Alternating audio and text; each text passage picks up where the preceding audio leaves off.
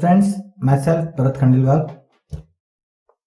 अब chapter number first जो हमारा चल रहा था फूड एंड ह्यूमन हेल्थ, उसका अगला हिस्सा जिसमें हम लोग पढ़ेंगे इंपॉर्टेंस ऑफ वाटर।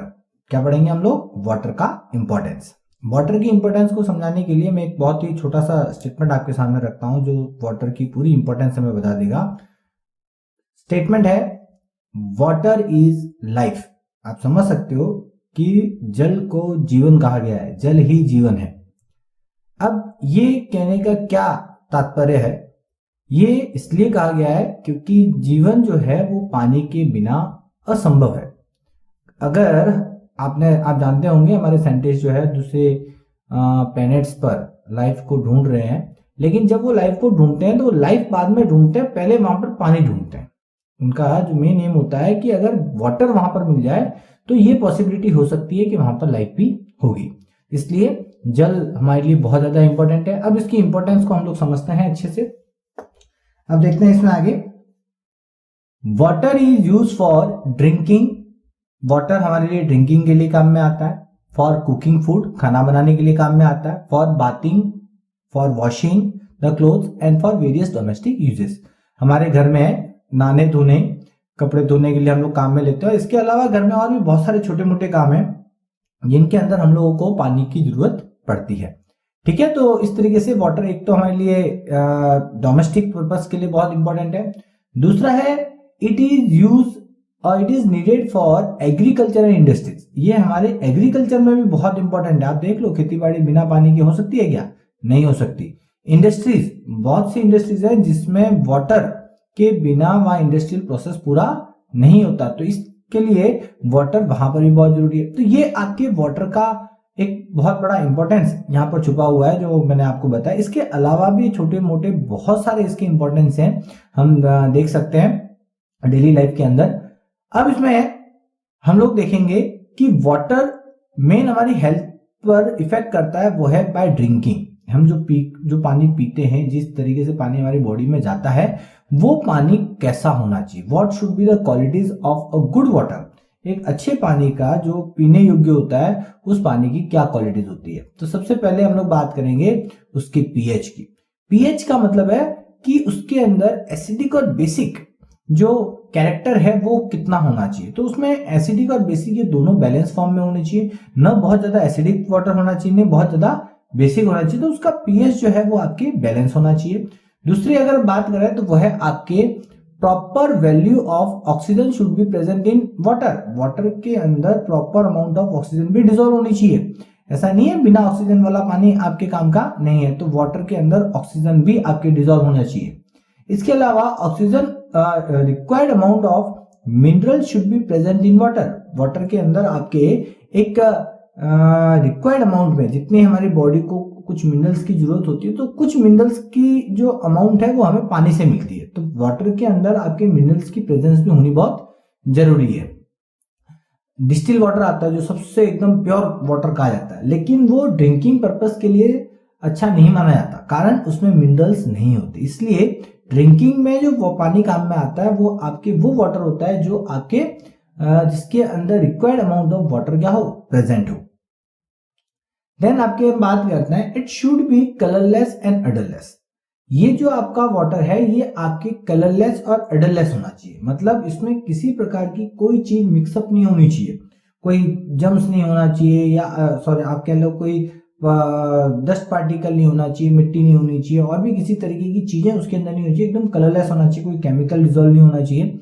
इसके साथ आपके ये अडरलेस होना चाहिए, मतलब इसमें कोई स्मेल वगैरह नहीं आनी चाहिए। अगर कलरलेस नहीं है या अडरलेस नहीं है तो इसका मतलब उसमें कुछ इंप्योरिटीज है।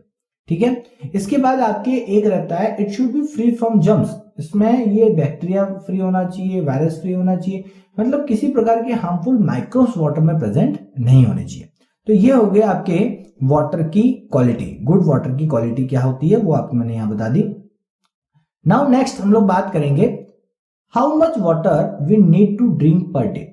पर डे आपको कितना पानी पीना चाहिए। तो अकॉर्डिंग टू डॉक्टरी एडवाइस मैं कहूं तो डॉक्टर जो एडवाइस करते हैं वो करते हैं कम से कम 8 गिलास। 8 से ज्यादा हो जाएंगे तो चलेगा, 8 गिलास से ज्यादा पीते हो कोई दिक्कत नहीं है, बट एटलीस्ट आपको पर डे 8 गिलास पानी पीना चाहिए। Clear? What are the benefit of drinking sufficient water? अब कहते हैं कि सब पानी भरपूर पिया करो, बहुत फायदे हैं इसके। क्या फायदे हैं वो समझते हैं। Benefit of water, drinking sufficient water. First, metabolic activity runs well. हमारी बॉडी में चलने वाली मेटाबॉलिक एक्टिविटी जो है वो प्रॉपर चलती है। मेटाबॉलिक एक्टिविटी क्या होती है? हमारे बॉडी के अंदर, सेल के अंदर चलने वाली बहुत सारी केमिकल रिएक्शन से बहुत सारे प्रोसेस चलते हैं, उन सभी प्रोसेस को हम बोलते हैं मेटाबॉलिक एक्टिविटी। तो ये मेटाबॉलिक एक्टिविटी एकदम आपके स्मूथली चलती है। तो हम कह सकते हैं कि पानी सफिशिएंट पियोगे तो मेटाबॉलिक एक्टिविटी आपके सारी प्रॉपर चलती रहेगी। दूसरा, body remains free from germs. Body जो है वो जर्म्स से क्या होता है? फ्री होता है, क्योंकि ये अगर आपके ज्यादा से ज्यादा पानी आएगा, मेटाबॉलिक एक्टिविटी अच्छी चलेगी, तो आपकी बॉडी में ये जो जर्म्स या डिजीज जो अपन कहते हैं, ये डिजीज वगैरह आपको नहीं होगी, बीमारियां नहीं होगी। आपकी बॉडी का सारा प्रोसेस एकदम स्मूथ चलेगा। Body remains active and full of energy and does not feel tired. आपकी बॉडी जो होती है वो हमेशा एनर्जेटिक फील करेगी, कभी थकान वगैरह जो है वो आपको ज्यादा महसूस नहीं होती। तो आपके पानी जो है वो आपकी बॉडी के अंदर एक एनर्जी डेवलप करने का भी काम करता है। Maintains proper body temperature. ये आपकी बॉडी के टेम्परेचर को भी प्रॉपर मेंटेन करता है। The immunity of the body increases. आपकी बॉडी की इम्यूनिटी को भी ये क्या करता है? इंक्रीज करता है। आपकी बॉडी के अंदर मेटाबॉलिक एक्टिविटी सही चलने से आपकी बॉडी की रोग के प्रति लड़ने की जो ताकत है वो भी क्या होती है? काफी अच्छी हो जाती है। इसके साथ unwanted fat does not store in the body. Unnecessary जो फैट वगैरह जो होते हैं वो भी आपकी बॉडी के अंदर स्टोर नहीं हो पाता, वो टाइम टू टाइम आपके बॉडी के अंदर यूज अप हो जाता है। और जो ज्यादा आपके पानी पीने से क्या होता है? एक्स्ट्रा फैट जो होता है वो वाटर के साथ आपकी बॉडी से बाहर चला जाता है। Less possibility of allergies. आपकी बॉडी में एलर्जी होने की संभावना भी क्या हो जाती है? बहुत कम हो जाती है। आपको किसी प्रकार की एलर्जी वगैरह है ये भी आपको बिल्कुल नहीं होगी। इसके साथ आपके prevent from lung infection, asthma, intestinal problem etcetera. ये आपको और भी कई चीजों से बचाता है। लंग इंफेक्शन से बचाता है, अस्थमा से बचाता है, ये आपको इंटेस्टाइनल प्रॉब्लम जो है उनसे भी आपको बचाता है। इंटेस्टाइनल कई तरीके की प्रॉब्लम्स आपको जनरेट हो जाती है जो पानी कम पीते हैं, तो वो सारी बीमारियों से भी आपको बचाने का काम करता है। और इसके साथ ये आपके बॉडी में स्टोन फॉर्मेशन, अक्सर आपने सुना होगा पथरी हो जाती है कई लोगों को, वो जो छोटा सा कंकर जैसा स्ट्रक्चर आपके बॉडी के अंदर बन जाता है वो बनता है due to deficiency of water. पानी की कमी से हो जाता है। तो अगर पानी सफिशिएंट पीते रहोगे तो स्टोन फॉर्मेशन की कभी कोई शिकायत नहीं होगी। ये होता है तो आप लोग जानते होंगे, काफी पेन होता है, फिर ऑपरेशन करवाना पड़ता है, काफी बड़ी परेशानी बढ़ जाती है हमारे लिए। तो अगर आप पानी भरपूर मात्रा में पीते रहेंगे तो आपको ये सारी चीजें आपके लिए एक तरीके से आप देख सकते हो, ये सब बेनिफिट्स आपको मिलेंगे। क्लियर? अब आप देखें आगे। नेक्स्ट है what are the harmful effect of drinking contaminated water. आप अगर कंटामिनेटेड वाटर यूज करते हैं, मतलब गंदा पानी या आपके जिसमें पॉल्यूशन हो चुका है, पॉल्यूटेड वाटर है, तो ऐसे पानी को पीने से क्या हार्मफुल इफेक्ट होते हैं? तो कुछ हार्मफुल इफेक्ट यहां पर दिए हुए हैं। Harmful effect of drinking contaminated waters are, first, many pathogenic microorganism can enter in our body. बहुत सारे छोटे छोटे पैथोजेनिक माइक्रो ऑर्गेनिज्म, जो बीमारी करने वाले जो माइक्रो ऑर्गेनिज्म है वो आपकी बॉडी में क्या हो जाते हैं? आ जाते हैं, और उनसे कई तरीके की बीमारियां होती है जैसे कॉलेरा, डिसेंट्री एक्सेट्रा। और इनसे मैनी इन्फेक्शियस डिजीज आपके स्प्रेड होने के चांसेस होते हैं। वाटर के थ्रू जो है कई सारे इन्फेक्शियस डिजीज जैसे हेपेटाइटिस स्प्रेड होता है, फिर आपके फ्लू होता है, कॉलेरा होता है, टाइफाइड होता है, जॉन्डिस होता है। ये कई तरीके की बीमारियां हैं जो इस कंटामिनेटेड वाटर से क्या हो सकती है? आपके स्प्रेड आउट हो सकती है। क्लियर? तो ये हमारे हेल्थ पर इनका क्या बुरा प्रभाव पड़ता है कंटामिनेटेड वाटर का, वो आपको बता दिया। अब इसके बाद आगे जो है ये आप देखते हो एक डिजीज है जो बहुत पहले हमारे राजस्थान में काफी ज्यादा ये बढ़ गई थी। इस डिजीज को कहा जाता है ड्रैकनफ्लोसिस और बाला और नारू डिजीज। इसको बाला या नारू डिजीज कहा जाता है लोकल लैंग्वेज में, बट इसका जो साइंटिफिक नेम है दैट इज द ड्रैकनफ्लोसिस डिजीज का नाम है ये एक समय में राजस्थान की बहुत बड़ी प्रॉब्लम थी, major problem of the Rajasthan for some time. कुछ समय के लिए बहुत ज्यादा ये बीमारी रही राजस्थान में, बट धीरे धीरे इसका इलाज किया गया और अब फाइनली हम लोग देखते हैं कि 2000 के बाद ये इसका कोई भी पेशेंट नहीं मिला है राजस्थान के अंदर। तो अब ये माना जाता है कि ये बीमारी अब राजस्थान से पूरी तरीके से जा चुकी है। ये आपके काफी ज्यादा उस समय फैल गई थी।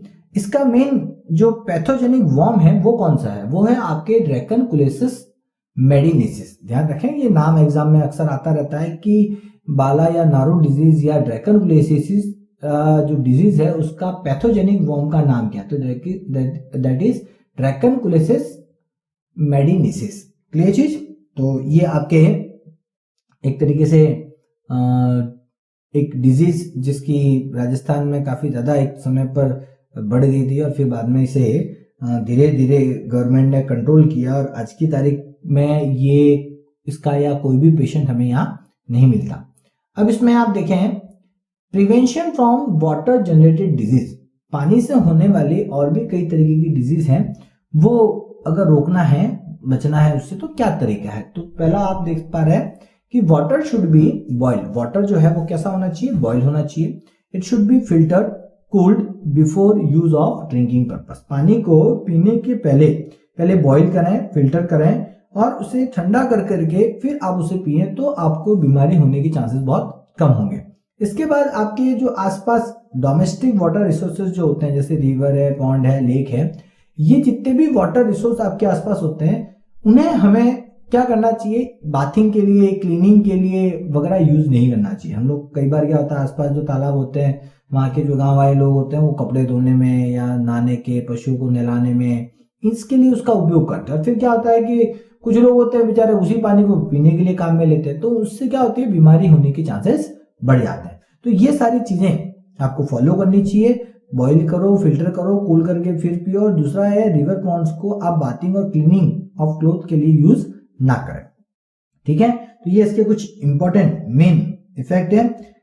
Healthy tomorrow is where there is healthy water. एक स्टेटमेंट है ये कि माना जाता है कि जहां हेल्दी वाटर होता है वहीं पर हेल्दी हमारा भविष्य होता है, हमारा आने वाला समय बहुत अच्छा होता है। अगर कहीं पर वाटर हेल्दी नहीं है, मतलब वाटर अच्छा नहीं है, तो आने वाला समय वहां के लिए बहुत ही प्रॉब्लमेटिक हो सकता है। नाउ नेक्स्ट आगे बढ़ते हैं। यह है ओबेसिटी। आप लोगों ने ये वर्ड सुना होगा, बड़े ही परिचित होंगे इससे। क्या वर्ड है ये है मोटापा। ओबेसिटी का मतलब क्या होता है, मोटापा। अक्सर लोगों में देखा होगा इस तरीके की कंडीशंस देखने को मिल जाती है कि पेट जो काफी ज्यादा बाहर आ जाता है, बॉडी वेट बहुत ज्यादा हो जाता है और फिर वो खुद ही अपने वेट को संभाल नहीं पाते, काफी चलने फिरने में बड़ी दिक्कत होती है। तो ओबेसिटी क्या है, इसे कैसे डिफाइन करते हैं। Obesity is that condition when the maximum fat is stored in the body and which gives the bad effect on the body. Obesity या मोटापा तब माना जाता है कि जब बहुत ज्यादा फैट आपकी बॉडी में क्या होता है, स्टोर होना स्टार्ट हो जाता है और फिर वो आपकी हेल्थ पर इफेक्ट है ना, हेल्थ पर बुरा प्रभाव डालना स्टार्ट करता है। तो उस समय को हम बोलते हैं, उस कंडीशन को हम बोलते हैं ओबेसिटी। ठीक है, अगर कुछ लोग तो क्या होता है एकदम हष्ट पुष्ट होता है तो उसको भी बोलते हैं वैसा, इसको तो मोटापा है, बहुत मोटा हो गया है। लेकिन मोटापा हर किसी को नहीं कहा जाता। मोटापा बेसिकली तब माना जाता है जब उसका एडवर्स इफेक्ट आपकी हेल्थ पर पड़ना स्टार्ट हो जाता है, वो आपकी ओवर फैट डिपोजिशन कर रहा है बॉडी में। एक वैल्यू मैं आपको बताता हूं कि ओबेसिटी का मेजरमेंट करने के लिए एक वैल्यू है दैट इज कॉल्ड बीएमआई। एक है बीएमआई। बीएमआई क्या होता है, बॉडी मास इंडेक्स। मैं शॉर्ट में बता दूं आपको, BMI is a body mass index. ये बॉडी मास इंडेक्स जो है ये क्या है, बॉडी मास इंडेक्स बेसिकली आपके ओबेसिटी को मेजर करने की एक यूनिट बना रखी है उन्होंने। इसमें क्या होता है, आपके जो वेट अपॉन हाइट, इसमें मोस्टली क्या करते हैं, वेट अपॉन हाइट लिया जाता है। इसका रेशियो, वेट किसी इंसान के बॉडी वेट और उसकी हाइट का रेशियो जो होता है उसे हम लोग बॉडी मास इंडेक्स कहते हैं। अगर किसी इंसान का body mass index BMI value जो है वो आपके 25 kg पर मीटर स्क्वायर है तो वो नॉर्मल बॉडी कंडीशन में माना जाएगा। क्या कहेंगे उसको, नॉर्मल बॉडी कंडीशन। और अगर किसी व्यक्ति का बीएमआई वैल्यू 30 किलोग्राम पर मीटर स्क्वायर से बढ़ जाता है, तब उसे हम लोग क्या कहेंगे, ये आपके ओबेसिटी कंडीशन में आ जाएगा। तो ओबेसिटी कंडीशन के लिए BMI value more than 30 kilogram पर मीटर स्क्वायर होना चाहिए। क्लियर चीज। Harmful effect of obesity, obesity के हार्मफुल इफेक्ट क्या क्या है वो समझते हैं। पहला है ओबेसिटी बढ़ने पर decreases the age of living, सीधा सीधा है वो आपके आयु काल को कम कर देगा। आपका जो एज है वो आपकी कम हो जाएगी। आप अगर 100 साल जीने वाले थे, तो अगर मोटापा हो चुका है आपको बहुत ज्यादा है, तो वो आपकी, आप मान के चलें कि उम्र में 5 साल 10 साल का फर्क वो कर ही देगा। आप 100 साल की जगह 90 साल ही जी पाओगे। फिर आपके बॉडी बिकम ओवरवेट, बॉडी बहुत ज्यादा ओवरवेट हो जाती है। बॉडी का वेट जो है वो एक नॉर्मल से बहुत ज्यादा हो जाता है, जो संभालना बहुत मुश्किल होता है। फिर आपके led to many diseases such as heart disease, sugar, sleeping disorder, breathing problems and many type of cancers. कई तरीके की बीमारियों को ये बढ़ावा देता है, जैसे हार्ट से जुड़ी हुई बीमारियां बढ़ जाती है, शुगर की प्रॉब्लम होती है, स्लीपिंग डिसऑर्डर, नींद वगैरह ना आना, ये भी आपकी एक बड़ी प्रॉब्लम है। ब्रीथिंग रिलेटेड प्रॉब्लम्स आपको होनी चालू हो जाती है, और कई तरीके के कैंसर भी आपके इससे क्या हो जाते हैं, डेवलप हो जाते हैं। नाउ नेक्स्ट है आपके it also led to thyroid, इसकी एक बड़ी प्रॉब्लम है, ये थायराइड को भी बढ़ावा देने का काम करता है। इससे कई इंसानों को थायराइड भी होने की संभावना होती है। फिर आपके many ways, there are many reasons of obesity. अब ये तो मैंने बताया कि सर ओबेसिटी होने से हार्मफुल इफेक्ट क्या है। अब हम लोग समझेंगे ओबेसिटी क्यों हो जाता है। भाई सबको पता है कि ओबेसिटी बड़ा खतरनाक है, लेकिन फिर भी ओबेसिटी हो रहा है। तो ओबेसिटी क्यों हो रहा है, उसके कुछ बेसिक रीजंस हैं। सबसे पहले है आपके अनबैलेंस्ड फूड। आप जो खाना खाते हैं वो अनबैलेंस्ड फूड होता है, मतलब आप बैलेंस डाइट नहीं ले रहे। आपके खाने में फैट की क्वांटिटी बहुत ज्यादा हो रही है, दूसरे मिनरल्स जो हैं वो कम हो रहे हैं, तो ये भी आपकी ओबेसिटी को बढ़ा सकता है। इसके बाद बात आती है टेकिंग फैट एंड कंटेन मील। आपके फैट वाला खाना आप बहुत ज्यादा खा रहे हैं। आपके खाने में जो है वो आजकल आप देखते हैं पाव भाजी, वड़ा पाव, ये काफी सारी चीजें हैं जो आपके ब्रेड रिलेटेड आइटम से बने हुए हैं, जिसमें फैट की क्वांटिटी बहुत ज्यादा आती है। मोस्टली फास्ट फूड्स के अंदर ऑयल वाली चीजें हम ज्यादा खाते हैं, स्पाइसी वगैरह जो हम लोग, ये जितनी भी चीजें हम ले रहे हैं आजकल मार्केट में एज अ फास्ट फूड, उसमें फैट का कंटेंट बहुत ज्यादा आता है। फिर आपके doing no exercise no physical work. आजकल आप लोगों ने देखा होगा कई लोग हैं जो किसी प्रकार का कोई फिजिकल वर्क नहीं करते, कोई एक्सरसाइज नहीं करते, ऑफिस में 24 घंटे बैठे रहते हैं, बस एक ठीक है कंप्यूटर के सामने बैठे बैठे काम करना होता है, लेकिन उनका कोई फिजिकल या एक्सरसाइज टाइप का कोई वर्क नहीं होता, इसलिए उनकी बॉडी के अंदर फैट का डिपोजिशन बढ़ जाता है। Regular one type of lifestyle, ये भी आपके लिए बड़ा एक चैलेंज है कि आपकी जो लाइफस्टाइल है वो भी अगर एक जैसी आप हमेशा रखते हो, तो वो भी आपके मोटापे का कारण हो सकती है। आपको हमेशा थोड़े थोड़े समय में अपनी लाइफस्टाइल और अपने वर्किंग ऑर्डर्स में कुछ चेंजेस लाने चाहिए, जिससे आपके ओबेसिटी होने का जो खतरा है वो ना हो। क्लियर। अब बढ़ते हैं आगे। नेक्स्ट है ब्लड प्रेशर। क्या होता है ब्लड प्रेशर, ये भी एक बड़ा इंपॉर्टेंट टॉपिक है। ब्लड प्रेशर आप जानते होंगे, हमारी बॉडी में ब्लड चलता है और ब्लड का बहुत इंपॉर्टेंट रोल है हमारी बॉडी में। बहुत सारी चीजों को बॉडी के एक हिस्से से दूसरे हिस्से तक पहुंचाने का जो काम है वो ब्लड ही करता है। तो ब्लड जब आपकी बॉडी में चलता है, तो ब्लड के द्वारा, ब्लड चलता कहाँ है, ब्लड हमारे बॉडी के अंदर कुछ ट्यूब्स के अंदर चलता है, जिन्हें आर्टरी और वेन्स कहा जाता है। तो अब हम लोग बात कर रहे हैं कि जब ये ब्लड आर्टरी और वेन्स में चलता है, तो ये जो ब्लड लाइंस है उनके ऊपर क्या करता है, एक प्रेशर जनरेट करता है। कोई भी लिक्विड जिस ट्यूब में चलेगा, वो उस ट्यूब के अंदर वो क्या करेगा, एक अंदर से एक प्रेशर बाहर की तरफ लगाएगा। तो वैसे ही ब्लड जब आपके बॉडी के अंदर जो आर्टरी और वेन्स में चलता है, तो वो एक प्रेशर जनरेट करता है। अब ये प्रेशर ज्यादा है या कम है, कब ज्यादा होता है कब कम होता है, इसको समझने की कोशिश करते हैं, और कितना होना चाहिए वो भी समझते हैं। तो सबसे पहले डिफाइन कर देते हैं what is blood pressure. The force that blood exert against the wall of blood vessels is called blood pressure. एक ऐसा फोर्स, ब्लड के द्वारा लगने वाला एक ऐसा फोर्स जो ब्लड लाइन के ऊपर है ना, ब्लड की जो इनर लाइनिंग्स होती है उस पर ब्लड के द्वारा जो फोर्स अप्लाई होता है, उस फोर्स को, उस प्रेशर को हम लोग क्या बोलते हैं, ब्लड प्रेशर। क्लियर। अब इसके बाद आपके blood pressure is measured with an instrument called sphygmomanometer. Blood pressure जो है उसे मेजर करने के लिए एक इंस्ट्रूमेंट आता है, उसे हम लोग क्या बोलते हैं, स्पिग्मोमैनोमीटर बोलते हैं। नाम याद कर लीजिएगा, क्या बोलेंगे इसको, स्पिग्मोमैनोमीटर। इसके बाद आप लोग देखा होगा डॉक्टर के पास एक वो रहता है डिवाइस, आप चित्र में देख सकते हैं, मैं यहां बता रहा हूं आपको। तो ये स्पिग्मोमैनोमीटर इस तरीके का होता है। अब इसके बाद the blood of any man is measured in systolic and diastolic blood pressure such as 120/80। हमेशा ब्लड प्रेशर की कोई एक वैल्यू नहीं बोलते, उसमें दो वैल्यू बोली जाती है। अब ये दो वैल्यू क्या होती है, एक ये वैल्यू, एक ये वैल्यू है। तो ये बेसिकली दो पार्ट में मेजर होता है, एक सिस्टोलिक ब्लड प्रेशर होता है, एक होता है डायस्टोलिक ब्लड प्रेशर।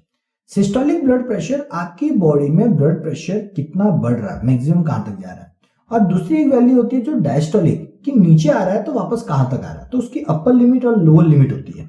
तो आपके ब्लड प्रेशर की जो अपर लिमिट है उसे सिस्टोलिक ब्लड प्रेशर कहा जाएगा, और आपके ब्लड प्रेशर की जो लोअर लिमिट है जिसे डायस्टोलिक ब्लड प्रेशर कहा जाएगा। ये दोनों अलग अलग क्यों है, तो ये दोनों अलग अलग समय में मेजर होती है। जब हमारा हार्ट बीट करता है तो उस समय ब्लड जब आपके हार्ट के अंदर आता है और फिर वो हार्ट उसे पंप करके आगे भेजता है, तो जब उसका पंपिंग होता है, हार्ट की मसल्स कॉन्ट्रैक्ट होती है, और उस समय ब्लड तेजी से आपके वेंट्रिकुलर सिस्टोल करते हुए वो ब्लड सीधा ब्लड लाइन में जाएगा। जब आपका हार्ट का कॉन्ट्रैक्शन होगा तो ब्लड किस में आएगा, आपके आर्टरी में आएगा, और उस समय ब्लड का प्रेशर काफी तेज होगा। तो जब आपका हार्ट कॉन्ट्रैक्ट करता है तो ब्लड का प्रेशर बढ़ता है और वो सीधा आर्टरी में आता है। तो उस समय जो प्रेशर, जो अपर लिमिट, जो ज्यादा प्रेशर होता है, उसे हम लोग बोलते हैं सिस्टोलिक प्रेशर। आप ध्यान रखें, सिस्टोल वर्ड का मतलब ही होता है contraction of heart muscles. Systole का मतलब क्या है, contraction of heart muscles. Heart की मसल्स जब कॉन्ट्रैक्ट होती है तो उसे हम लोग बोलते हैं सिस्टोल, और सिस्टोल के समय जो प्रेशर रहेगा आर्टरीज के अंदर, that is called your systolic pressure. अब यही हार्ट मसल वापस एक्सपेंड भी होती है, तो जब ये हार्ट मसल एक्सपेंड होती है तो उसे हम लोग बोलते हैं डायस्टोल। क्या बोलेंगे हम लोग, डायस्टोल। और जब डायस्टोलिक कंडीशन होगी उस समय जो प्रेशर होगा आर्टरी के अंदर, प्रेशर एक लिमिट में नीचे आएगा थोड़ा सा, और उस समय जो लास्ट लिमिट तक वो आता है, उस प्रेशर को हम लोग बोलते हैं डायस्टोलिक प्रेशर। तो हार्ट के कॉन्ट्रैक्ट सिस्टोल होने पर जो प्रेशर है उसे हम लोग बोलते हैं सिस्टोलिक प्रेशर, और हार्ट के एक तरीके से एक्सपेंड होने पर, हार्ट की मसल्स के एक्सपेंड होने पर जब डायस्टोल होता है उस समय जो प्रेशर होता है उसे हम लोग बोलते हैं डायस्टोलिक प्रेशर। इसके बाद है आपके normal systolic pressure is about 90 to 120 mmHg। आप समझ सकते हैं कि किसी इंसान का नॉर्मल सिस्टोलिक प्रेशर कितना होता है, वो सिस्टोलिक प्रेशर 90 to 120 mmHg जितना होना चाहिए। आपका जो अपर लिमिट है वो कहां से कहां तक होनी चाहिए, वो 90 से 120 mmHg तक होनी चाहिए। और आपके जो डायस्टोलिक प्रेशर है वो कितना होना चाहिए, वो आपके होना चाहिए 60 to 80 mmHg। लोअर लिमिट यहां तक होनी चाहिए। तो अपर लिमिट की वैल्यू जो है वो 90-120 के बीच में हो, और लोअर लिमिट की जो वैल्यू है वो 60 या 80 mmHg के बीच में हो। ये mmHg क्या है, जो आपका बार रहता है उस स्पिग्मोमैनोमीटर के अंदर, उसमें जो किस हाइट तक आपका जो ब्लड चढ़ पा रहा है उस हाइट को इसमें मेजर किया जाता है। उसमें जो आपका ब्लड नहीं, उसमें मर्क्यूरी भरा हुआ होता है उस डिवाइस के अंदर, वो मर्क्यूरी किस हाइट तक चढ़ रहा है उसके वैल्यू को हम लोग ब्लड प्रेशर बेसिकली मेजर, उस वैल्यू को हम लोग ले रहे हैं ब्लड प्रेशर के रूप में। तो वो अगर आपके कितना हो, 60 to 80 लोअर में हो और अपर में हो 90 to 120, then it is called your normal condition of human body. अब इसके बाद आपके फर्स्ट टाइम ब्लड प्रेशर जो मेजर किया गया था वो बेसिकली हॉर्स का किया गया था। किसका था, हॉर्स का। तो हॉर्स का ब्लड प्रेशर पहली बार किसने मेजर किया था, स्टीफन हेल्स ने किया था। कब किया था, 1733 के अंदर। क्लियर चीज। ब्लड प्रेशर को फर्स्ट टाइम डिफाइन किसने किया था, तो ब्लड प्रेशर को फर्स्ट टाइम डिफाइन करने का काम किया था 1983 के अंदर कैप्लन ने किया था। किसने किया था, कैप्लन ने। अब इसके बाद आपके ब्लड प्रेशर से जुड़े हुए लो ब्लड प्रेशर क्या होता है। लो ब्लड प्रेशर को हम लोग एक और नाम से जानते हैं, दैट इज कॉल्ड हाइपोटेंशन। क्या बोलते हैं इसको, हाइपोटेंशन। अब ये हाइपोटेंशन क्या है वो समझते हैं। when the blood pressure decreases when the blood pressure measured is less than 90/60, मतलब आप देख लो अपर लिमिट जो 90 से ऊपर होनी चाहिए वो 90 से नीचे आ रही है, और लोअर लिमिट जो आपकी 60-80 के बीच में होनी चाहिए वो भी 60 से नीचे जा रही है। तो दोनों अपर और लोअर लिमिट जब आपके 90/60 से कम हो जाती है तब आपका blood pressure low blood pressure की कैटेगरी में आ जाता है, और उसे हम लोग बोलते हैं हाइपोटेंशन। अब इसका क्या इफेक्ट, लो ब्लड प्रेशर जब होता है किसी इंसान को तो उसकी हेल्थ पर क्या इफेक्ट पड़ता है, उसकी बॉडी पर क्या इफेक्ट पड़ेगा वो हम लोग समझते हैं। लो ब्लड प्रेशर क्या करेगा, lack of supply of energy, blood pressure low होगा, ब्लड का सर्कुलेशन स्लो हो जाएगा, ब्लड का सर्कुलेशन कम होगा तो ऑक्सीजन, न्यूट्रिएंट, मिनरल, इन सभी चीजों का जो ट्रांसपोर्टेशन है वो डिस्टर्ब होगा। ये बहुत धीरे धीरे सप्लाई होंगे, जब धीरे धीरे सप्लाई होंगे तो बॉडी में एनर्जी फॉर्मेशन क्या हो जाएगा, बहुत कम हो जाएगा, तो चक्कर आकर के गिरना वगैरह ये चांसेस हो सकते हैं। अब दूसरा एक और होता है that is your high blood pressure. अब जैसे लो ब्लड प्रेशर होता है, किसी किसी को हाई ब्लड प्रेशर भी होता है, काफी लोगों को आजकल इसकी शिकायत रहती है हाई ब्लड प्रेशर की। तो उसमें आप समझ सकते हैं, जैसे इसे बोलेंगे हाइपरटेंशन। हाई ब्लड प्रेशर में वैल्यू क्या होगी, जैसे इसमें 90/60 से कम है, वैसे ही उसमें अपर लिमिट है ना 140/90 से ज्यादा हो जाती है। जब आपका ब्लड प्रेशर अपर लिमिट 140 से ज्यादा हो जाए और लोअर लिमिट 90 से ज्यादा हो जाए तब आपका ये ब्लड प्रेशर हाइपरटेंशन की कैटेगरी में आ जाता है, जिसको हाई ब्लड प्रेशर कहा जाएगा। इफेक्ट क्या होता है इसका इफेक्ट क्या है हमारी बॉडी पर, पहला है ये हमारी ब्लड वेसल्स को रप्चर कर सकता है, मतलब हमारी ब्लड वेसल्स जो है वो फट सकती है। जो आपके अंदर एक तरीके से आप कह सकते हो ब्लड की ट्यूब जो चल रही है, जिनमें ब्लड चल रहा है, वो प्रेशर बढ़ने पर क्या हो जाएगा, वो ट्यूब फट जाएगी और ब्लड जो है वो आपके बाहर निकलना चालू हो जाएगा, जिसे हम लोग हेमरेज बोलते हैं। हेमरेज क्या होता है, इंटरनल ब्लीडिंग है ना, किसी नस का फट जाना और अंदर का अंदर ब्लड आपका लीक हो तो उसे हम लोग बोलते हैं haemorrhage. Now reasons of high blood pressure. अब ये हाई ब्लड प्रेशर होने के कारण क्या है, अक्सर ये क्वेश्चन आता है कि क्यों किसी को हाई ब्लड प्रेशर की शिकायत होती है, तो उसमें कुछ रीजन आपके सामने मैं दे रहा हूं, वो आप रीजन समझिए। पहला रीजन जो आपके सामने आ रहा है वो कौन सा है, एंजाइटी, टेंशन, एंगर, स्ट्रेस, है ना, चिड़चिड़ापन, टेंशन होना, गुस्सा करना, स्ट्रेस लेना, ये सब भी ब्लड प्रेशर को बढ़ाने का काम करते हैं। Eating more food made of fine floor, मैदे वाला जो अपन बोलता है ना, शुगर, स्पाइसेस, ऑयल, घी, पिकल्स, ये इस तरीके का जो खाना है ये अगर आप खाओगे ज्यादा तेल घी वाला मैदे वाला खाना, तो ये भी आपके ब्लड प्रेशर को बढ़ाने का काम करता है। अब इसके बाद ईटिंग मोर स्वीट मील्स, आप ज्यादा मिठाई खा रहे हो, मीट जैसी चीज ज्यादा खाने में आ रही है, तो ये भी ब्लड प्रेशर को बढ़ाने का काम करता है। Having habit of more tea, cigarette, alcohol etcetera, चाय, सिगरेट या अल्कोहल जैसी चीजों का अगर आपको काफी ज्यादा हैबिट है, बहुत ज्यादा मात्रा में लेते हो, तो ये भी ब्लड प्रेशर बढ़ाने का काम करता है। फिर नॉट परफॉर्मिंग प्रॉपर एक्सरसाइज, और इसमें आपके एक्सरसाइज अगर आप नहीं करते हो तो वो भी आपके ब्लड प्रेशर को बढ़ाने का काम कर सकता है ना। तो प्रॉपर एक्सरसाइज, कम से कम फिजिकल वर्क आपके डेली लाइफ में होना चाहिए, अदरवाइज क्या हो सकता है, आपको ब्लड प्रेशर की शिकायत हो सकती है। ठीक है, तो ये आपका हाई ब्लड प्रेशर से रिलेटेड टॉपिक है।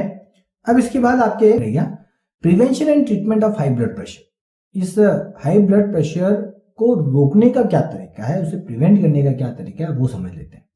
तो इसमें आपके अवॉइड क्या क्या चीजें आपको नहीं करनी है हाई ब्लड प्रेशर से बचना है। तो पहला आपका हो गया फैटी एंड ऑयली मील्स, आपको फैट वाला या ऑयली मील जो है खाना है वो आपको छोड़ना पड़ेगा। क्या और छोड़ना पड़ेगा, सील्ड एंड पैक्ड आइटम, अक्सर आजकल बंद डिब्बे वाली चीजें काफी ज्यादा मार्केट में आने लगी है, जिनमें कई तरीके के प्रिजर्वेटिव मिलाए जाते हैं, तेल ज्यादा रखा जाता है, नमक ज्यादा रखा जाता है, यह भी आपके ब्लड प्रेशर को बढ़ाने का काम करता है। इसके बाद आपके smoking and the use of alcohol, ये आपके स्मोकिंग और एल्कोहल का यूज जो है ये भी आपको कम करना पड़ेगा, ये भी ब्लड प्रेशर को बढ़ाने का काम करता है। क्या करना है टू डू, उसमें आपके should take potassium, calcium and magnesium content items, आपको सोडियम बेस्ड जो सॉल्ट होते हैं वो थोड़े कम लेने हैं, उसकी जगह आप potassium, calcium, magnesium contain salt का यूज करें। फाइबरस आइटम ज्यादा से ज्यादा आप खाने में यूज करें। Regular exercise, meditation, yoga, pranayama should be perform daily. अक्सर आपको ये सारी एक्सरसाइज जो है, रेगुलर एक्सरसाइज है, मेडिटेशन है, योग है, प्राणायाम है, ये सारे जो है थोड़ा सा करोगे तो आपके ब्लड प्रेशर घटने के चांसेस है, ब्लड प्रेशर कभी नहीं बढ़ेगा। क्लियर? तो अब इसके बाद जो नेक्स्ट टॉपिक हम लोग पढ़ेंगे अगले वीडियो के अंदर वो है आपका इंटॉक्सिकेंट्स। ठीक है, तो आज के वीडियो में इतना ही, मिलते हैं नेक्स्ट वीडियो। Thank you.